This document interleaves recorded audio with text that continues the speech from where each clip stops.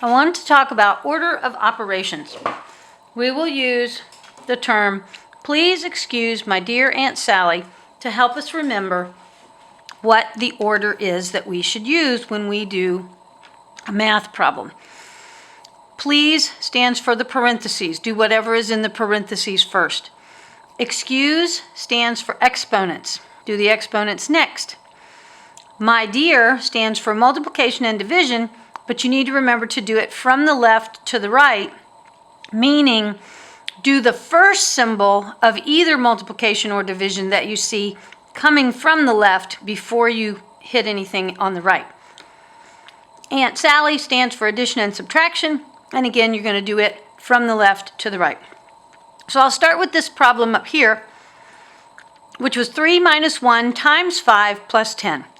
Well, we don't have any parentheses, we don't have any exponents, but we do have multiplication.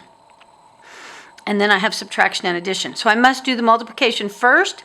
So for all intents and purposes, I could put a parenthesis here and subtract. Multiply these two things, which give me 1 times 5 is 5, and then I am subtracting. So the original problem was 3 minus a positive 5. But this is where I want you to remember when you see a minus sign, I want you to do keep it, change it, change it. So you change the minus to its opposite, which is addition, and you change whatever the following number was to its opposite. So it was a positive 5, now it becomes a negative 5. And now we look at the whole problem, and we can add, and we are going to add 3 plus negative 5 generates a negative 2, and then negative 2 plus 10, because you are adding and the signs are different, it tells you to find the difference, which means to subtract. So 10 minus 2 is 8, and then you're going to keep the sign of whichever one of those two numbers was farther distant from 0. And 10 is farther from 0, and so we keep it a positive 8 because 10 was larger. All right, we'll move on to this one. This one, as we look at it, we need to do this division before we can do the multiplication or the subtraction.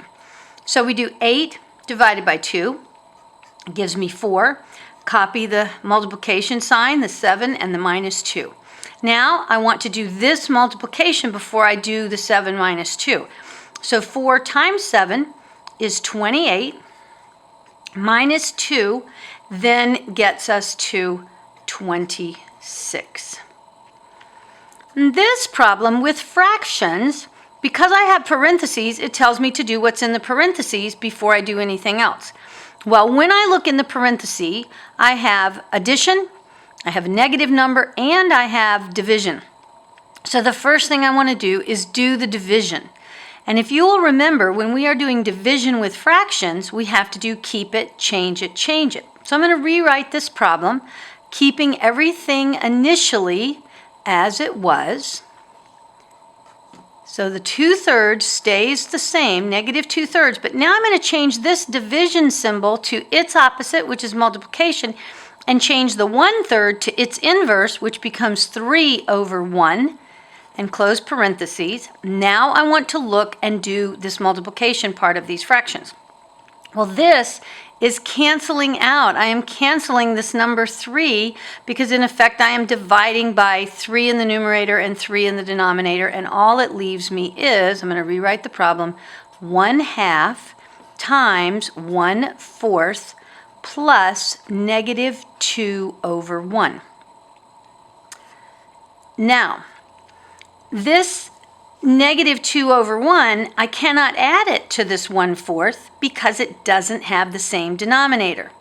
So I need to get common denominators before I can do this addition. So to do that, I'll do it with a pen over here. To do that, I am going to multiply both the numerator and the denominator by 4 over 4 because that's going to give me the new equivalent fraction. So again, I'm going to copy this problem down, and I get my 1/4. That all stays the same. But now, negative 2 times 4 is negative 8, and 1 times 4 is 4. So now I can actually combine these two things. So a positive 1 and a negative 8 When you are adding two numbers with different signs, you need to find the difference, which means 8 minus 1 is 7, which gave me 7/4. This stayed negative because it was the larger. It's further away from 0. It's got the larger absolute value. So the answer here is -4. And this is 1/2 times that. So to multiply two fractions, you just multiply straight across. So I've got 1 times -7 is -7, and 2 times 4 is 8. So that is the final answer.